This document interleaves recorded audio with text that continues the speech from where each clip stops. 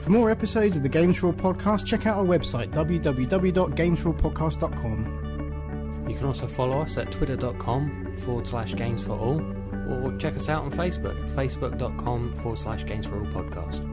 The Games4all podcast is brought to you in association with HostGator. For all your web host needs, check out hostgator.com.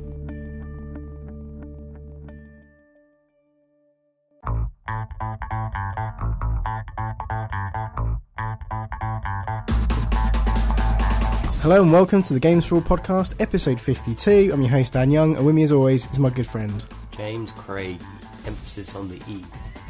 Okay, well, thank you for joining us. We've got a tiny little bit of kind of crap to get through before we kind of get on with the show. Through. Yeah, well, basically, over the last few weeks we've been mentioning our issues we've had with our previous host provider, iPage. Unfortunately, you know, if you really needed to know the story, you can kind of go back to the last 2 or 3 episodes and listen to that, but we've had further issues with them. The transfer to HostGator didn't go quite as successfully due to iPage being fuck-ups. And I can say that now because we're not with them. But basically, they shut our site down on Monday. So we had some downtime. I apologise for that. It was totally out of our control. For no reason at all. And I got it sorted. The site went back up about 3 hours later. And I got word from them saying, no problems. We'll keep your site up until it's fully transferred over. So Tuesday night, it went down again, for no reason again, and I just had enough, and I worked together with the great people over at HostGator to get things done, and we got everything transferred over. And it did mean re-uploading a lot of stuff, it did mean a bit of downtime, but the site is fully up now, and it looks great. And I also want to mention something we didn't mention last week, because we were kind of, testing the water, and we didn't finalise things yet, but we got the new artwork from good friend of the show, Jay Byrne. So yeah, and it looks awesome. We're really happy with it. We changed the artwork and the site to a yellow colour. I think it pops more. I think it looks quite good. Yeah. We've had some feedback saying that they didn't quite like it, or it's not quite. Really? Who said that? I'm not going to name names. I'll kneecap the fuckers. No, it's fine. But it's just that person's opinion. They didn't really like the yellow, and that's fine. But we wanted something a bit different, and we're kind of creeping up to our 2nd year now, so we kind of wanted to not change the identity of the show, but to kind of update things, give it a fresh lick of paint, and kind of We're sort of less angry red and more mellow yellow. Yeah. That's quite that's a good way of putting it. But we've moved over to HostGator now, so it's kind of a clean slate, really. Not sort of a fresh start almost. Even though it isn't in some ways if you think about it. But no, so we're done with iPage now. They can suck our balls, and we're with HostGator, who are awesome. And we've been promoting them at the top of the show for the last 2 shows now, and their support have been absolutely amazing all the way through this. Nothing but helpful. The complete opposite of iPage. So if you're honestly, and it isn't because we're affiliated with them now, but seriously, if you're looking for web hosting, if you want to start up a site, do avoid iPage, because I know it's cheap and that might be tempting, but I'd rather go with HostGator or something, because they're actually helpful, and they don't screw you over all the time. So cheers, guys. Now that's out of the way, I can stop talking about it. Yeah. Once again, a big shout out to Jay Byrne, who did the artwork though, because it is awesome, and we really appreciate it. And I think, if we ever want any artwork done for anything in the future, we're just gonna have to go to him, because it's just so good. So we're really pleased with how that turned out, and hopefully now, it makes us stand out a little bit more from other shows, and which is great. So let's customized artwork is always cool. Yeah. So we're gonna go ahead and talk about what we've been playing, which is what we usually do. We pretty much both been playing just one game this week, because we didn't mention it last week. I gave brief thoughts about it last week because I hadn't played that much of it, but I've played a shite ton of Noire. Yeah, I've played a fair bit now. I've got you're almost catching up to me, I think, actually. Yeah. I've got a fair opinion on it now, and didn't say too much last week, because I kind of I wanted to kind of give my first impression, but not my overall kind of thoughts on the game, because they were constantly changing all the time as I was playing for it and stuff. So, but I'm halfway through disc 2. I'm over halfway through the game. So I've just been promoted to Vice. Yeah. So for anyone that doesn't know, that's Vice, and then I think you get promoted to Arson, and that's pretty much the last lot of the main mission. I don't know about you, but I've kind of not been doing so many of the street crime stuff, the side missions. I've done a few. I've done about 5 or 6, and I've done about 14. Oh, okay, that's pretty good. I kind of, I don't know. I just kind of wanted to crack on with the main stuff. Sometimes, if I'm getting really, really involved, I'll skip them, and they seem to hang around for a fair bit, and then they'll sort of change after a while. Yeah, but no, they're all right. They're something a little bit different. It's kind of a bit of a break from. Solving the main case, and they're nice and quick, and most of them you can do within 5 minutes and stuff. Yeah, they are literally just kind of like you need to shoot the perp, or you need to chase the perp and catch them, and that's pretty much it. There is some variety. One of them is you just need to climb a building and rescue a cat. Well, no, there's a guy who's a jumper, and as soon as you get up there, talk him down. Yeah, you don't even have to talk him down. As soon as you just get up there, he says, "No, I don't want to do this," and walks down. And that's it. Awesome. That's I can't wait for that one. That's brilliant. So my thoughts are, and I think a lot of people have a similar opinion. Overall, the game's great. It looks nice. Aside from the issues that I kind of mentioned last week about the facial animation is so good that the rest of the body looks strange. Yeah. There's that issue that the body doesn't move right. They need to kind of have stuff slightly like smoother. The clothes and everything. Yeah, little things. I mean, that's like, just tiny graphical nitpicking, really, but overall it looks amazing. Yeah. It's not. I mean, I think a lot of people will see that this is a Rockstar game and that it has a sort of open world component to it, but it's not really open world. The open world is kind of limited to finding the hidden cars and I think it's sites. That the open world portion of it, which isn't really much, is scalable to what you want to experience. If you really want that open world, you're not really going to get it. You're not going to get that GTA experience, but you can delve into that as much as you want to, or as little as you want to, because obviously, at any point in the game, you can just make your partner drive. You've got a partner from most of the game, if not all of it, and you can make him drive at any point. So you don't really need to drive anywhere. No, which is in a way is good because if you smash the fuck out of the city, you get penalised for that at the end. So that works for you, but at the same time, you miss out on certain things, like some of the street crimes, and there is actually one case that I've done that you need to you actually need to be driving because there's information about a certain place you need to go, and if you don't do it, you won't get the full 5 stars for the case. So don't, you know what I mean? Like, I'll let you figure that one out for yourself. I don't think you've got to it yet, but it's no, because I've not driven anywhere. Yeah, that's what I was doing. Point. And you then can set up waypoints to anywhere on the map, say out in the middle of nowhere. You can do that, and then ask them to drive, and they will drive. They'll do it. Yeah. So that's what I've been doing with all like the other cases and like the street crimes and all that. That's what I've been doing. Which is great for people who don't really give a shit about the side stuff, who don't want to drive, because I mean it is the same driving mechanic from GTA, and it more or less it's slightly tweaked, but some people didn't get on with that. I'm fine with it, but some people didn't get on with it, and so therefore those people that don't like it, you've got the option to skip that, and that's something that Noire sort of does give you as options. Not a lot of options, but some. Overall, I'm going to say that the game is. And like I'm saying, I'm kind of picturing this from certain people who might see this advertised or might see gameplay footage and think, oh, it's another GTA. It isn't a GTA game at all. It's nothing like that. It's not as open world. It's a very slow burn. It's slow. It's an adventure game in some ways. Precisely. It's the whole thing is you are a detective, and that is Police Quest. Yeah, is what it is. It's a remake of Police Quest. Yeah, the emphasis is more on doing the actual police work than exploring the world. And the crime scene stuff, it's not unlike kind of CSI. I mean, nowhere near as technical, obviously, but sort of like you have to collect the clues, and you have to really, I mean, it's if you miss out on collecting stuff. Yeah, that can really affect you in interrogation and things like that later, which is cool. Because if you're making accusations, you need to back that shit up. You need proof, and if you haven't got the clues, or haven't listened to the person's statement, or haven't got the right answers, or coaxed the right answers out of people, then and like certain things you might find open up other lines of questioning as well. So you can get awarded more XP and more stars at the end of the case, by doing extra stuff and things like that. And just generally being thorough. But what I really like about this game is that for the first time ever, you get the full actor's performance. It is awesomely acted. They've got some really cool talent in this game, seriously, and those actors' performances are captured like, way better than in any other game that you've it's so unique. There's nothing out like it. No.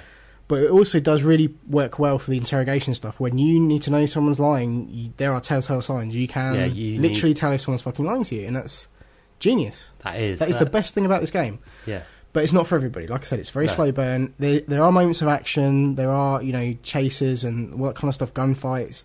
There are other things to do, but if that's what you're looking for, you're not really going to find it in the bulk of this game. No. So I would say it's probably closer to stuff like Professor Layton and adventure games than it is GTA. Yeah. It is very much, there are puzzles in it, and it is very much sort of piecing it all together and finding out. And there's an element of that. I mean, I love those sorts of games, which is why I think, because originally I think I got into this game sort of thinking along the mindset of Grand Theft Auto, Red Dead Redemption, games that I love. But as the more I played it, I kind of didn't feel like that, and I thought maybe it like a little bit disappointing. But then it got into the cases and everything, and it got to the whole sort of puzzle solving thing, and that's another element, it's another type of game that I like. So I really, honestly, some of the cases get really difficult as well. But I've just finished a case which was totally different to everything else, because they're kind of very procedural. They're very, you get to the crime scene. You examine the evidence, examine the body, then you start asking questions to witnesses. You start following up on leads, and visiting like last known locations. And you piece everything together, and there was, and I don't want to give away any spoilers but like halfway through, before you rank up to the vice desk, there's a mission that is quite long, and it's nothing like that.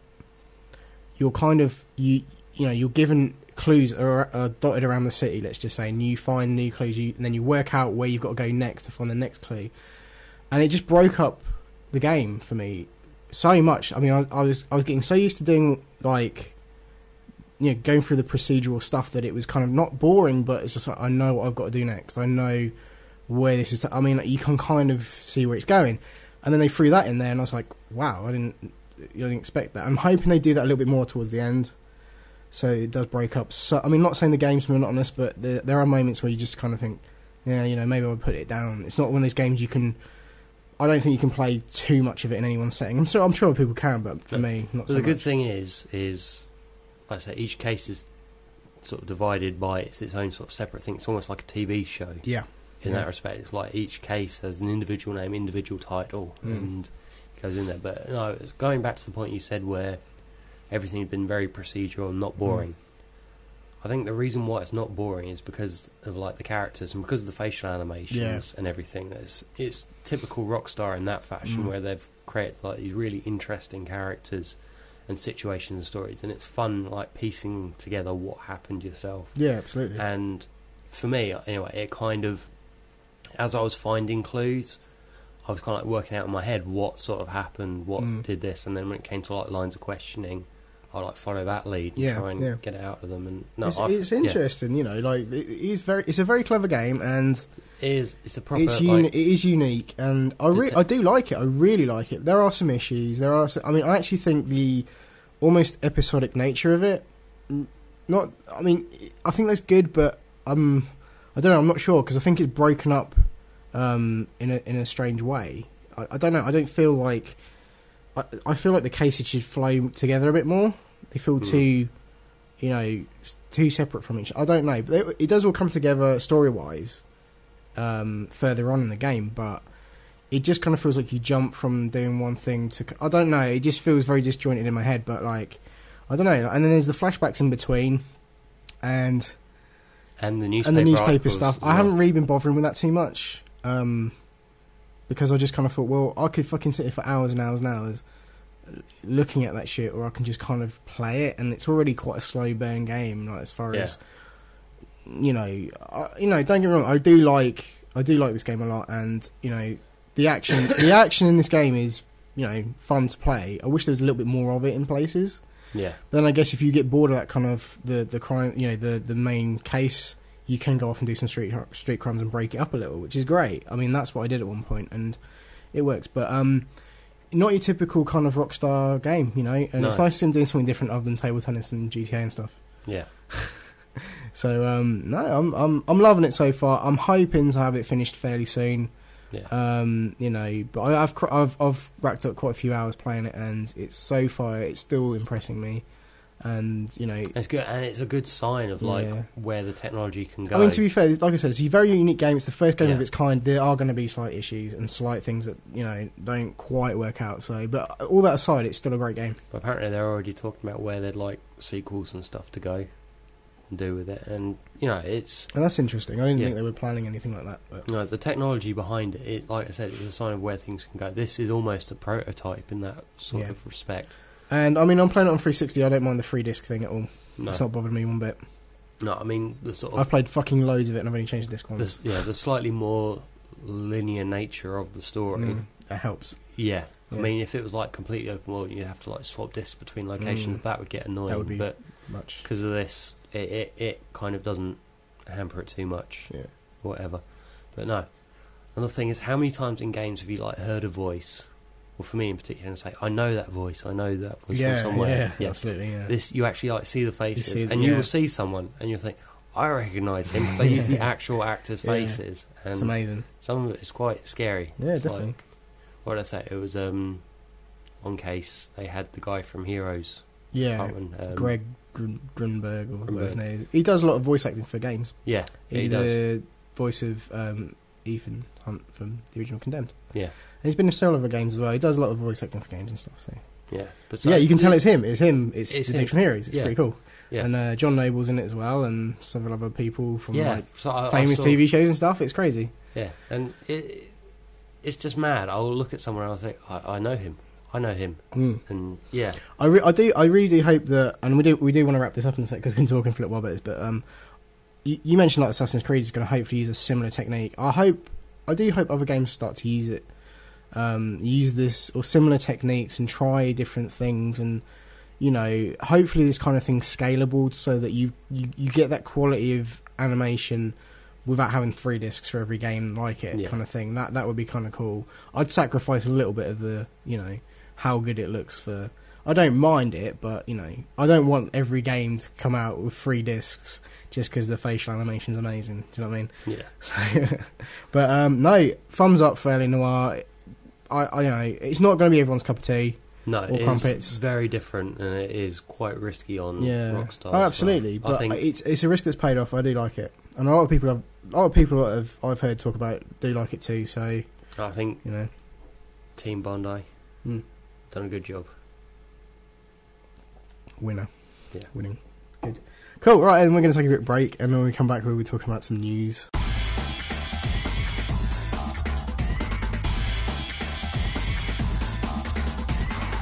Hello and welcome back to the Games4all podcast. Now, you might have noticed there wasn't a promo for the UGN guys, the Underground Geek Network. They weren't able to put a show out this week, unfortunately. Those Americans and their shoddy internet connections. Yeah, it's that, and there was power outages and stuff, and it was, you know, at the end of the day that it wasn't going to happen. So it's unfortunate. I was really looking forward. It was the rapture, wasn't it? Yeah, it was. Yeah. I was really looking forward to episode 12, but they put our promo up, which is great, and they also you know, leaked a little bit of news about what they're going to be up to, you know, next week, and we'll talk about it in a minute. But check those guys out; they're doing an awesome show.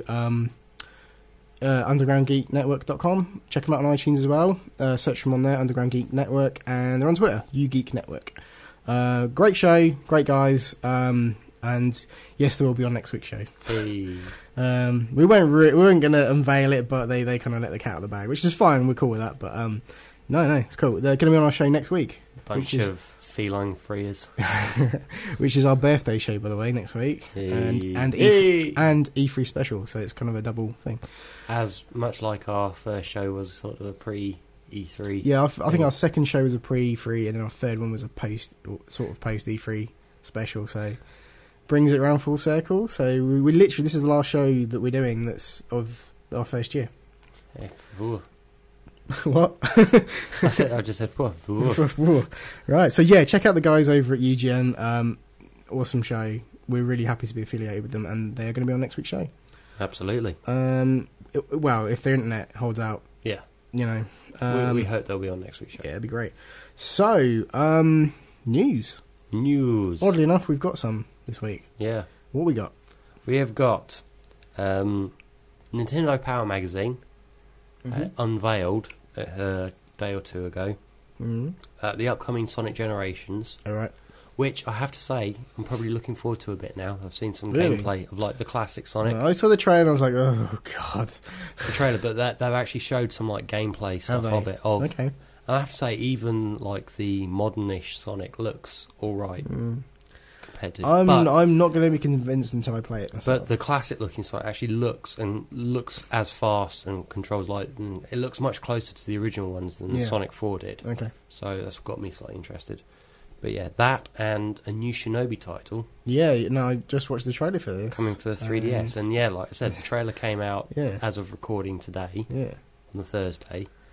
And it's pretty cool, I've got to be honest. I'm kind of wishing I had a 3DS. It does sort of harken back to the old school. Yeah, I love me some Revenge of Shinobi. That's one of my favourite games on the Mega Drive. But totally. I mean, we talked about it in like the retro special, and so people know. It kind of in some ways is an updated version of that, but you got the whole 3D stuff. I mean, obviously you couldn't see that in the trailer because But even though it was a 2D trailer, you could sort of see what it implied and everything, absolutely. like the sort of depth of scope and.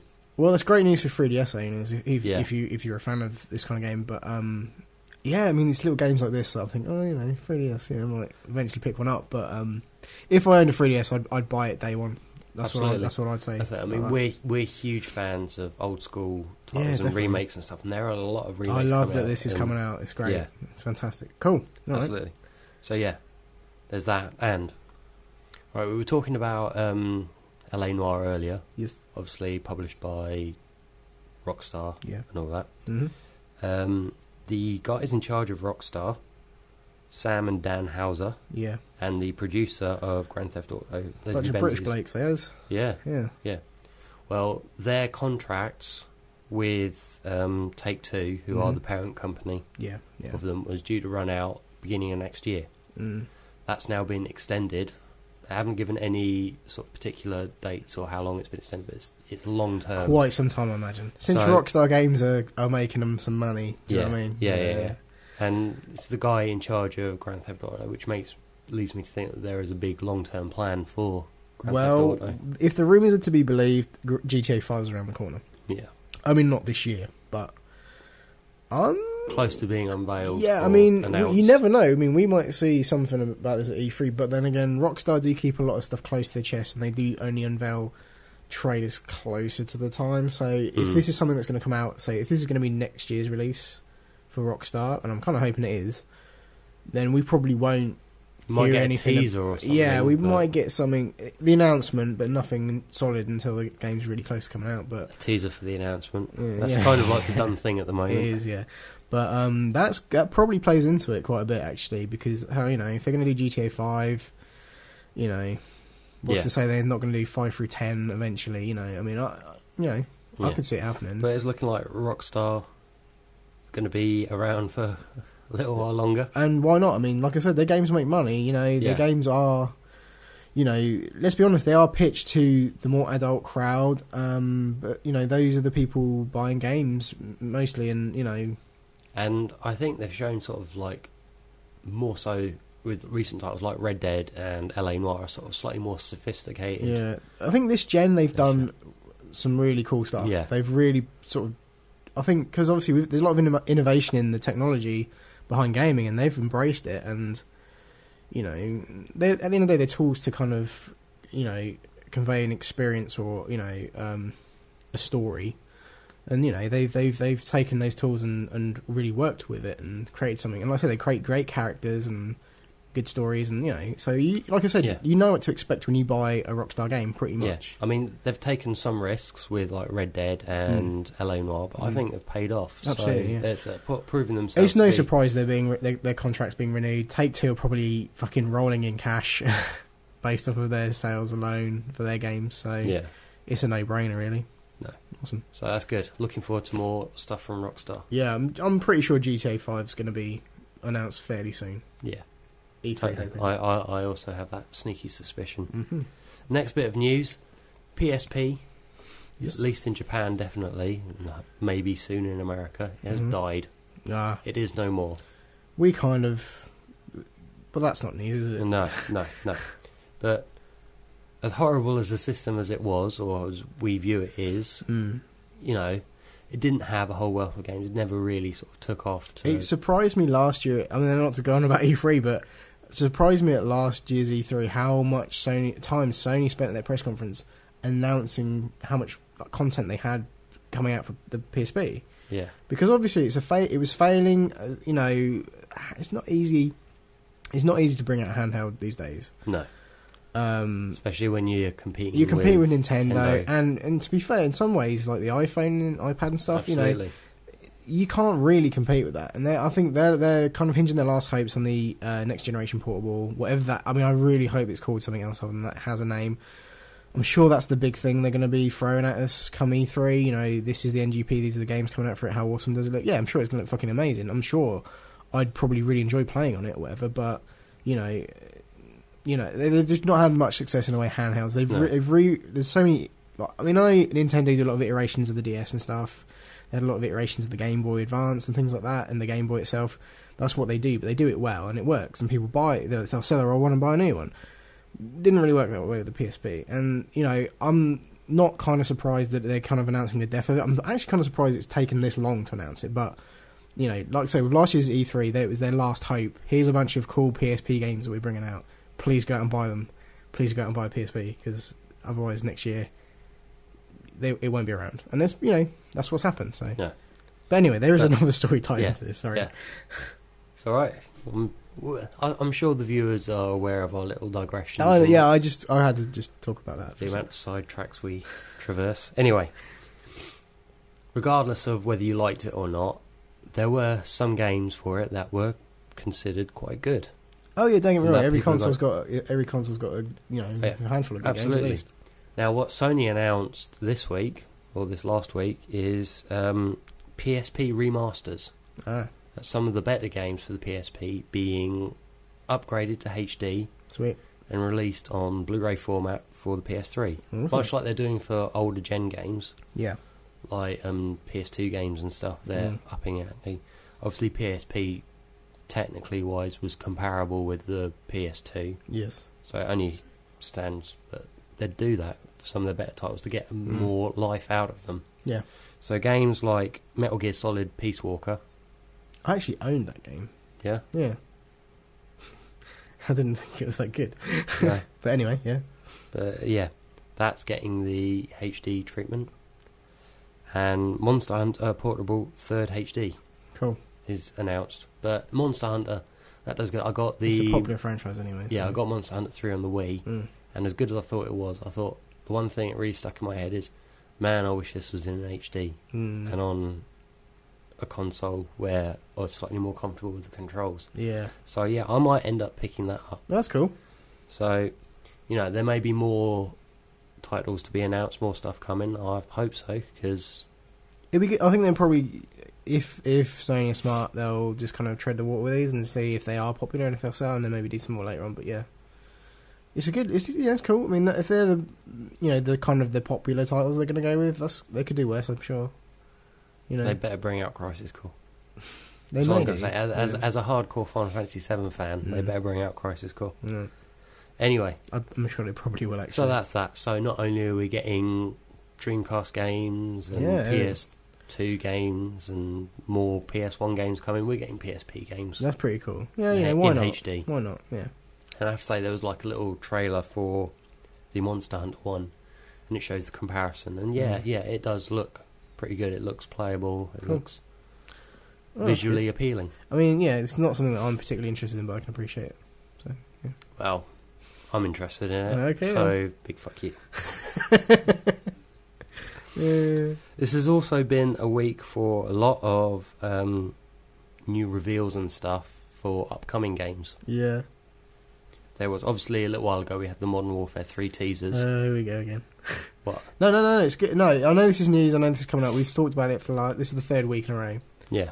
So there is quite a bit to talk about here. So Yeah. Or they actually released a gameplay trailer. Yeah, the first gameplay trailer. It was teased Monday night. Yeah. Or probably before that. And I think it went up Monday night or Tuesday morning to us, whatever. Same thing. And first thing Tuesday morning, I sat down to watch it, and it looks good. Yeah. It's for a game that kind of has several developers or whatever working on it, and the kind of remains of Infinity Ward, and Sledgehammer Games working with them and stuff on it, and it looks good. It looks fine. I mean, what they show in it, which isn't much. It's a minute and a half long. We did actually post it on our Facebook page. Sorry, I just kicked. Yeah, that's right. And I'm used to that. But yeah, they actually previewed. Activision had an event for media, like gaming media only kind of thing, last week, where I think, to be fair, the cat. I have to use the term again. The cat was let out of the bag quite early. I think personally, this trailer was probably meant more for E3. To be honest, but saying that, with all the leaks and stuff about this game, they probably had no option to put out the teasers and then this gameplay trailer, which is probably all was meant for E3. But anyway,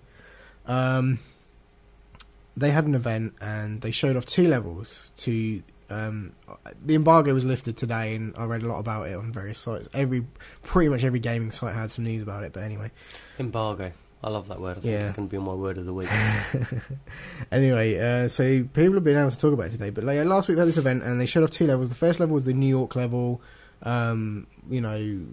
People kind of likened it to like the kind of New York of Crisis 2 kind of thing. Well, obviously not fighting aliens, you're fighting Russians and stuff. And they may as well be alien. Yeah. And yeah, illegal aliens. I was waiting for that. And then, and then you kind of fight. There's a whole shootout in the stock exchange and Wall Street and that kind of stuff. And it sounds. I mean, from what Gordon Gekko gets his shit on. Yeah. Nice reference there. Yeah.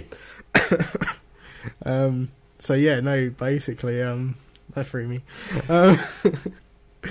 But no, everyone seems quite impressed with what they've seen as far as the action side of things go. There's not a major difference in how the game looks, or there's no major innovation as far as graphics or like gameplay or anything. It's just kind of more of the same, which I guess is kind of cool. I mean, I'll be honest here, like I am a Call of Duty fan, and I'm not really ashamed to admit that. I mean, it's almost like we've come to a point where it's been so popular now, people are kind of hating on it, and it's almost a dirty thing to kind of say, I like Call of Duty, but I like Call of Duty, and I will play it. And even when you say you're a Call of Duty fan, it instantly conjures up like one of these little tards that spends every waking hour and I'm not playing it online. I don't really. I'm more. I mean, I play online and I have my fun with that, but I'm more invested in the campaign and the story. That's kind of why I buy the game.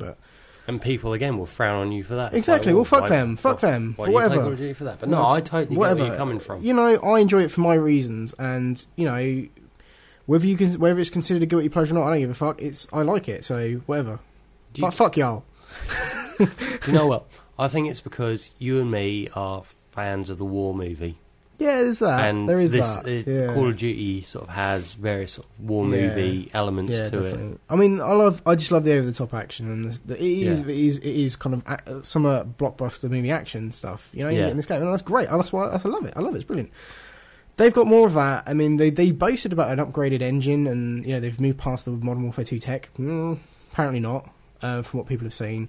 Unless they're showing it running on old tech, fair enough, that'd be kind of cool if they just say, actually, it looks like this. I mean, with Battlefield 3 coming out, that's going to be the better looking game. But who's to say it's the actual better game out of the two? Who knows? I'm still excited to play this. I will play this, and I probably will enjoy it. Anyway, they showed off New York. Apparently awesome, awesome action sequences, etc. And the second thing they showed off, which was introduced by a representative of Sledgehammer Games, said basically they said, we're going to present the London level to you, or like part of the London level. Apparently much of it doesn't take place in London if you read a lot of the leaks and stuff, but it sounds like they said there's basically you're kind of overseeing something and making sure you're investigating possible terrorist activity or something, and you're keeping an eye on something. Then all of a sudden shit hits the fan, blah blah blah, kind of the usual kind of scenario, and you play as an SES member with like a gas mask on, like cool shit. And in the end, it kind of leads through to like the London Underground, the tube station. You follow a terrorist onto a train. Everything goes tits up, that kind of stuff. And tits up in the tube.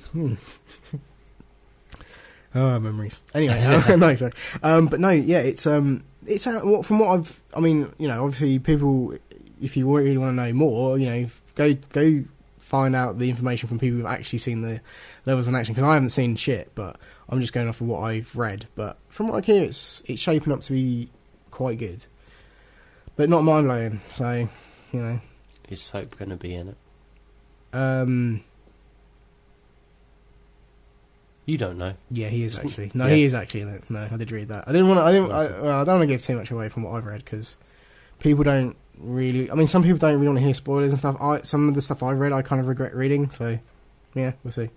But at your own peril, indeed. So, to be honest, obviously there's going to be so much stuff coming out at E3 to do with this. I'm sure we'll probably actually see these levels being demoed. I'm pretty sure they'll be at the Microsoft press conference showing these levels off, or at least part of it, and we'll know more then. But, yeah, I mean, there's going to be lots of stuff coming out in the next couple of weeks and everything. I mean, we've got the Gears 3 campaign trailer. Yeah, that's coming up this weekend. We'll probably talk about it. Maybe talk about it next week. We'll see. Yeah, but that's gonna obviously be a show at E3. I'm sure it'll be at Microsoft press conference as well. Yeah. Blah blah blah. You're not going to be able to escape it.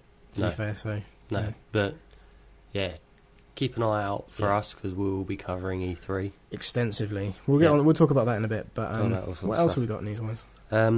Talking last week about the new Alan Wake thing. It's not going to be a sequel, and it's not going to be DLC. Yeah, it's an arcade game. Ah, rumoured anyway. Yeah, it's I did read this. I haven't read much into it, but I've read I read this news. But the rumour title is Alan Wake Night Springs, which apparently was. I've not played Alan Wake. You obviously have, and you completed it. But apparently Night Springs is kind of like the Twilight Zone-esque TV show. Yeah. That's featured in it. I never really sat down and watched those little bits, to be honest. But yeah, that is the show that's in the game, I think. Yeah. I mean, like, I to talk about Alan Wake a little bit more, but like, a lot of people seem to like it. Yeah. And I think a lot of them were waiting a long time for it. Yeah. I mean, I was one of them. Seriously, I had very high expectations, and a lot of people really, really enjoyed the game, and I think I enjoyed the first half of it, but the second half, it kind of lost its way for me, and I just kind of. You just couldn't keep awake.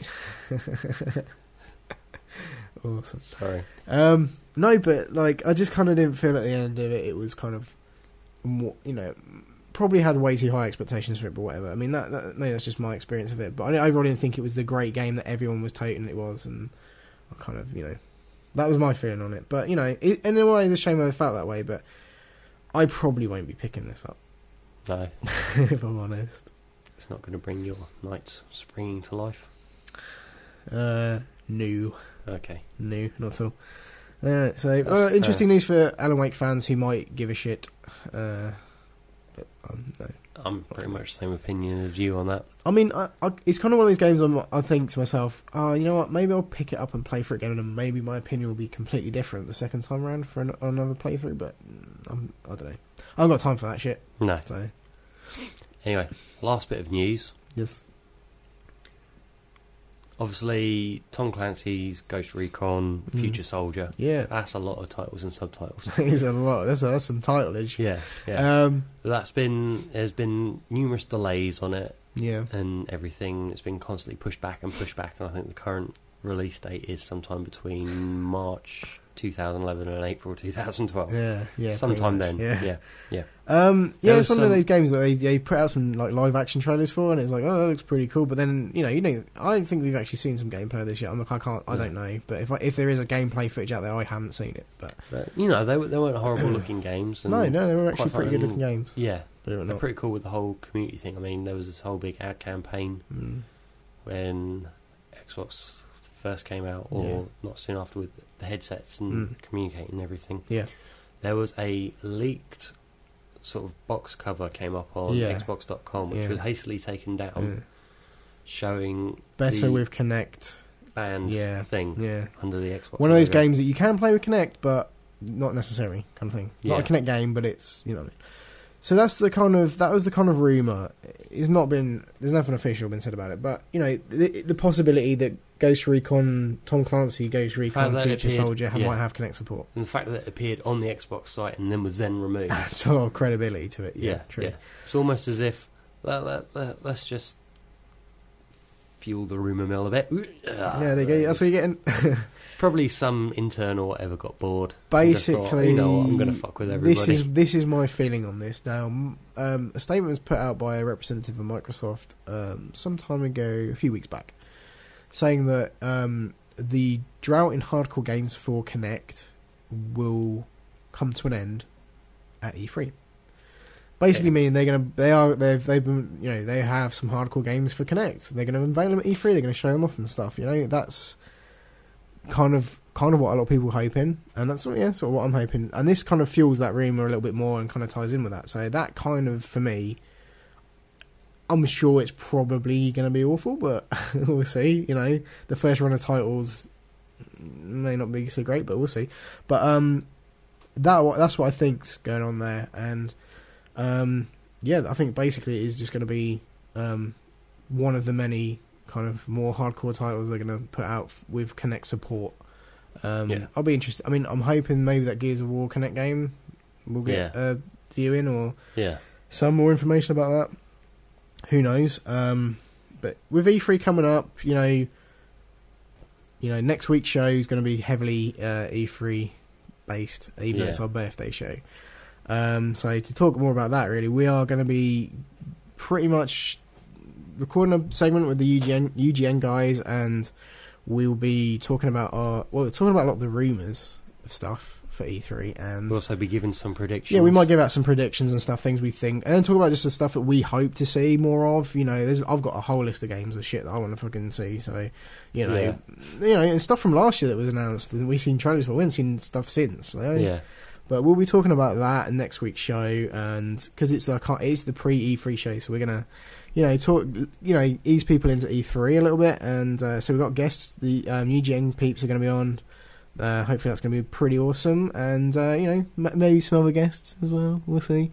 But yeah, we'll be kind of reminiscing about our last year of doing the show and stuff as well, and talking a little bit about our favourite moments of recording the show. So next week's show is going to be a little bit different. Not much different though. You promised there'd be cake. Is the cake a lie? You will have to find out. Anyway, so yeah, please join us next week for that. It is going to be a fucking awesome show, and yeah, like I say, it's going to ease us nicely into E3, which also, it's happening between the 7th and 9th of June. So our next show is going to go up on the 3rd of June, which is for our birthday. And then the following week, we are going to be doing a show on the Tuesday, Wednesday, and Thursday. Oh, and they are going to go. They will be going up on those nights as well. So you've got next week's show, which is our birthday show, and then a few days later, we're going to have a show every night for three nights with our E3 coverage. With E3, full of E3 goodness. So it's going to be quite a mental week, but it's going to be E3 worth is basically like Mecca. Gamers Christmas. It's a Mecca. Yeah. No, yeah, it is. Yeah, it basically is Gamers Christmas. Apart from Christmas, where you actually get to play the games, E3 is where you actually get to dream about playing the games. And then you get them at Christmas. Yeah. Yeah. So you also look at what you might get at Christmas. Yeah. Or the holiday season. Sorry, let's not specify religion. So yeah, E3 is the game's holiday season. There you go. There you go. They should use that, actually. It's a slogan. Okay, so that's what you can look forward to over the next week or so from us. We're going to take another quick break. When we come back, we're going to be talking about this week's releases and stuff.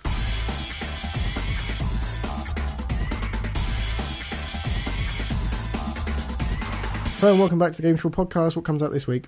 Dirt 3. Awesome. Okay, yeah. When's it out? It's like Tuesday or some shit. Yeah, it's already out. It's already out. Okay, it's already out. If you're into that, pick it up. I've actually seen some like adverts and stuff, and it looks all right. Cool. Yeah, we sort of blasted it jokingly last week. Looked into I'm sure it's a bit pretty more, cool game. It does actually look pretty good. I think it's sort of overshadowed. Yeah, I mean, if I was more into racing games at the moment, I probably would pick it up. But I don't know, mate. I mean, I've still not really played like hardcore played through Need for Speed Hot Pursuit, which is my most anticipated game of last year. Definitely my most anticipated racing game of last year. And I've not really played enough of that, I don't think yet. So it'll be a while before I pick up another racing game. But for those of you who are looking for a new game of that genre to play, Dirt 3. Okay. It's out on PS3 and 360. It is indeed. Yep. So pick it up. Yeah. So that's this week's. Next week's release, we've only really got Hunted the Demon's Forge. All right. I keep seeing adverts and stuff for this. Yeah. What is it? It's kind of like an action game. It looks pretty cool. It's designed. It's sort of a fantasy setting. I so you get like goblins yeah. and stuff. Yeah. Okay. Sounds like your kind of. But it's an action game with some RPG elements, but it's heavily geared towards co-op. Oh, right, okay. You get like your human warrior guy and your elven woman lady. The classic comedy combination. Hilarity ensues. They kind of have get certain abilities and stuff which they can co-op with, and I think the girl's sort of geared more towards sort of long range. Playing with that's like a third person shooter type thing, and it's got a cover system and everything. And the guy's more of a brawler. I think they both can brawl and both shoot. And that's kind of cool. But still not my kind of game. No, it's got like tactics. I've seen some stuff on it. It's like the guy can stun people, which makes them stay still, so the girl can shoot her, and the girl can do like this whole ice arrow thing where she freezes enemies, and then the guy can go in and smash them up. Yeah, that sounds kind of cool. Sort of dungeon crawly type thing, but apparently there are like towns and stuff where you can. So RPG-ish. It looks all right. I mean, it's something I might have to look into. If that's something, if you're into that kind of stuff, give it a look. And then if you think, that's out next week. What's it on? 360, PS3, Windows. Windows, yeah. Yeah, cool. Yeah, Windows. Yeah, it's on Windows. Cool. All right. Well, that pretty much sums up the show. Thank you very much for listening. Please check us out, Games4all.podcast.com. If you want to email us, podcast@Games4all.podcast.com. Facebook.com/Games4all podcast. Twitter.com/Games4all.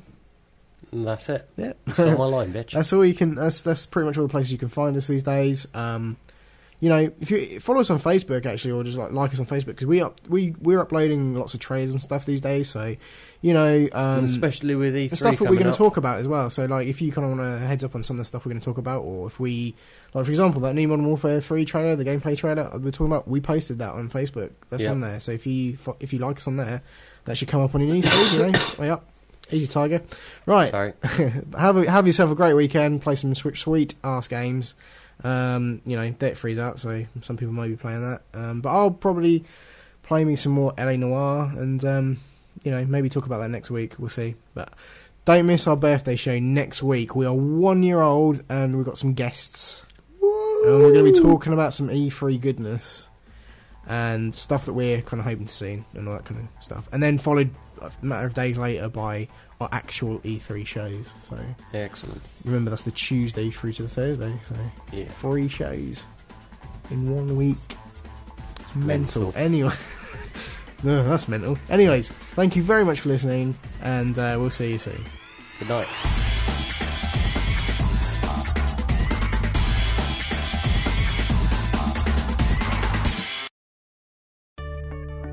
For more episodes of the Games4all podcast, check out our website, www.Games4all podcast.com. You can also follow us at twitter.com/Games4all, or check us out on Facebook, facebook.com/Games4all podcast. The Games4all podcast is brought to you in association with HostGator. For all your web host needs, check out HostGator.com.